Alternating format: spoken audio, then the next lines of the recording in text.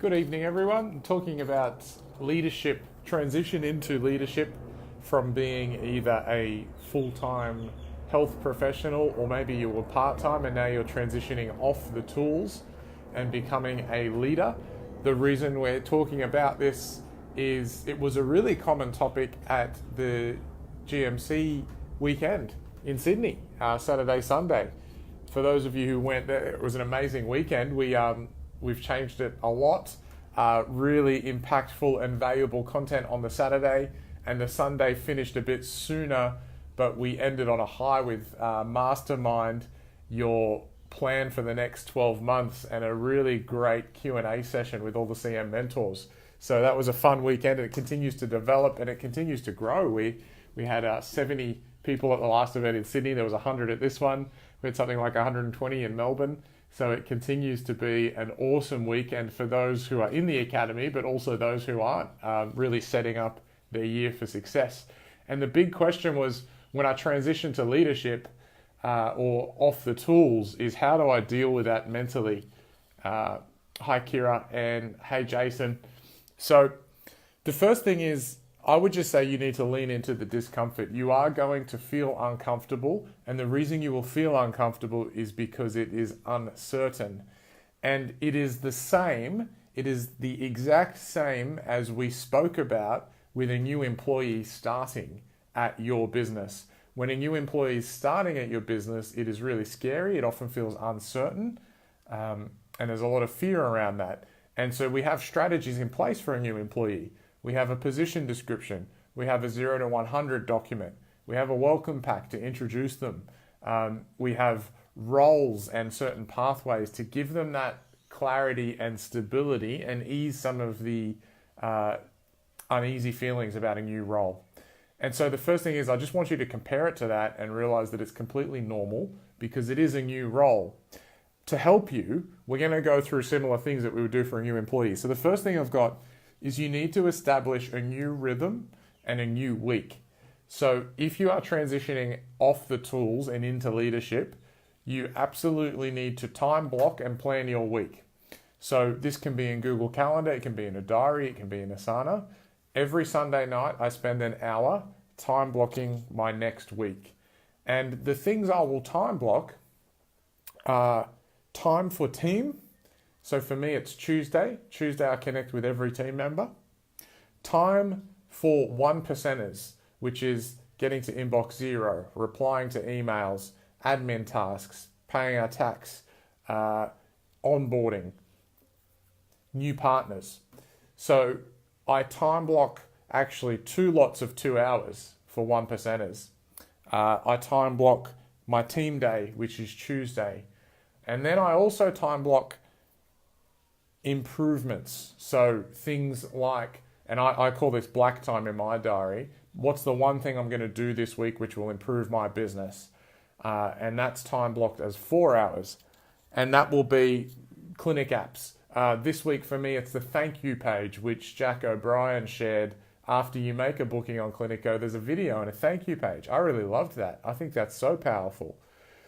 So the key to decreasing some of that guilty and uneasy feeling is write your new position description and time block your new position description with a good rhythm. And in your first year of doing that, it's just like being a new health professional. It's going to take you 1 to 3 years to get comfortable in your new role. So don't be too harsh with yourself. But every kind of month or so, review your week. Was it productive? Do I have the wrong things placed in the wrong times? Is my energy high in the mornings? I need to be doing my black task in the mornings and doing my emails at night. So don't be too hard on yourself and just realize that that new role comes with a new energy and a new rhythm, and it'll take you a year or so of reviewing and tweaking and that self-awareness. The second thing is that position description. I want you to put this position description up somewhere on the wall where you can see it every day. Because your position description now is no longer to service patients. It is to be there and provide everything your team needs of you to be successful. So my new position description is to create industry leaders. I want every single one of the iMovers to be an industry leader in their own right. So when I wake up and I look at that, My one goal for the week, I have done my job if I have helped each eye mover progress towards that goal. That is my new position description.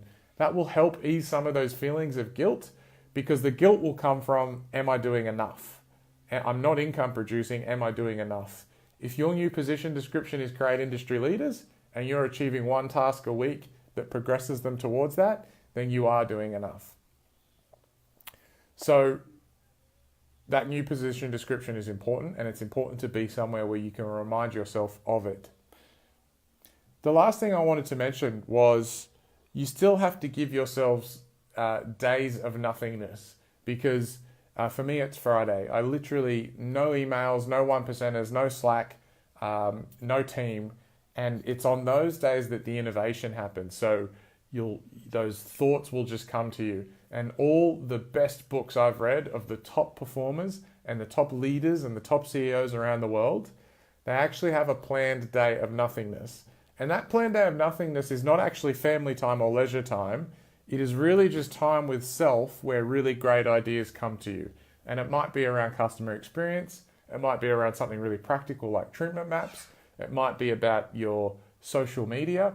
So there is certainly enough in your week if you are going completely off the tools. You need to have a day where you connect with team and transition them to becoming industry leaders, or are you providing everything you need for your team?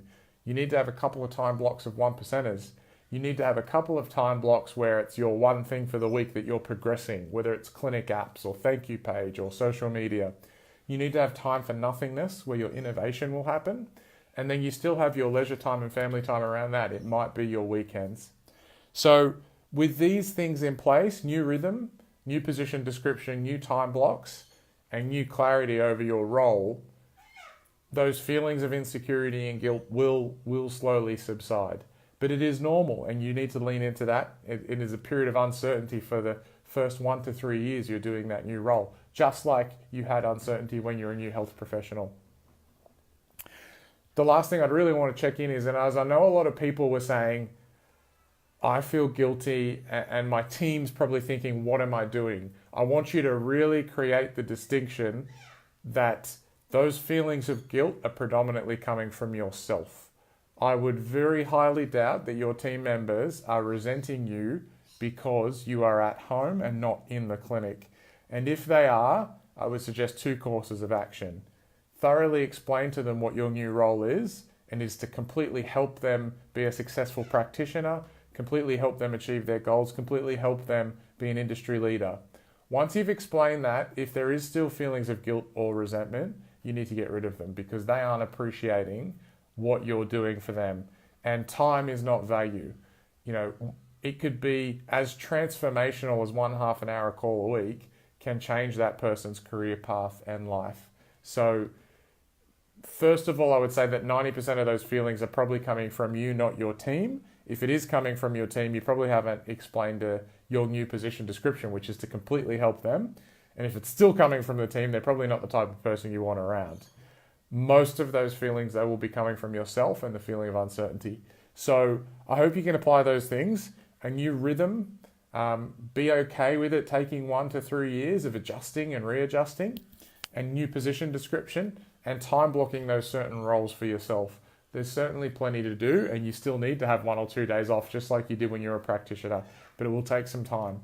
If you have any further thoughts on that, any tips for those of you who are already out, or anything that I haven't addressed, then feel free to comment or PM me. It's something that I've really struggled with this year, and I'm only just starting to get comfortable with after 12 or 14 months out. And I would definitely say it was the hardest period I experienced in business, was actually stepping off the tools. So I completely empathize with your situation, and I hope these things help.